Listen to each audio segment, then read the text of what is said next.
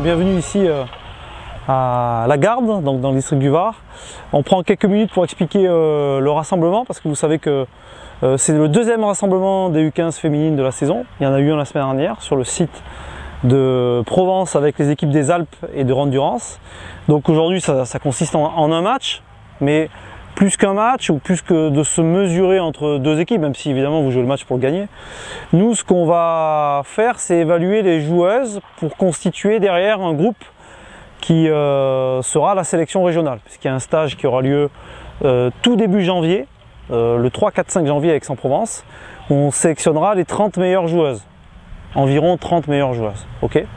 Donc on va vous évaluer aujourd'hui, premièrement sur l'état d'esprit.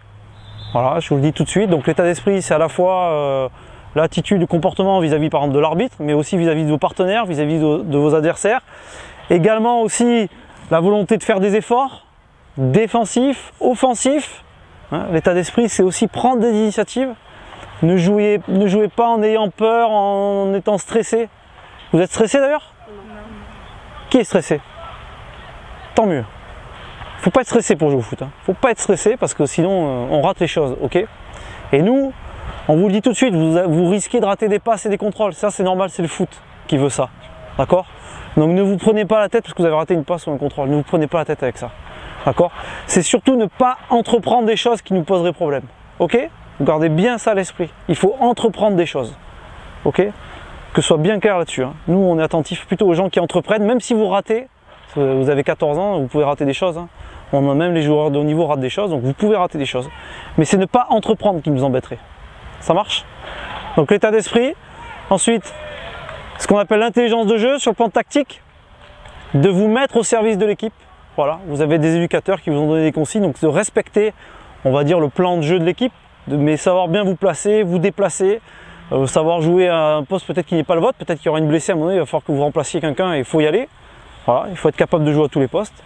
Voilà. Ensuite, la qualité technique, être capable de jouer juste, faire le bon choix, de dribbler à certains moments, de faire la bonne passe. Ok, ça c'est important, la qualité technique. Donc c'est pareil, hein, il faut engager ses gestes, finir ses gestes. Et ensuite, la dimension évidemment athlétique, il faut courir. Vous aimez courir? Ça tombe bien, parce qu'il faut courir quand on a le ballon au foot. Il faut se rendre disponible, donc ça nécessite de courir. Et puis quand on n'a pas le ballon, il faut courir aussi. Mais avec de l'intelligence. Ok? Donc nous on compte sur vous. Je rappelle la procédure, hein, c'est que vous jouez comme vous savez jouer, pas de trucs incroyables. Hein. Vous avez vu, le terrain il est bon, les ballons ils sont bons, les joueuses c'est des bonnes joueuses, donc il n'y a pas de souci. Et puis nous on discutera avec vos éducateurs, on vous évaluera.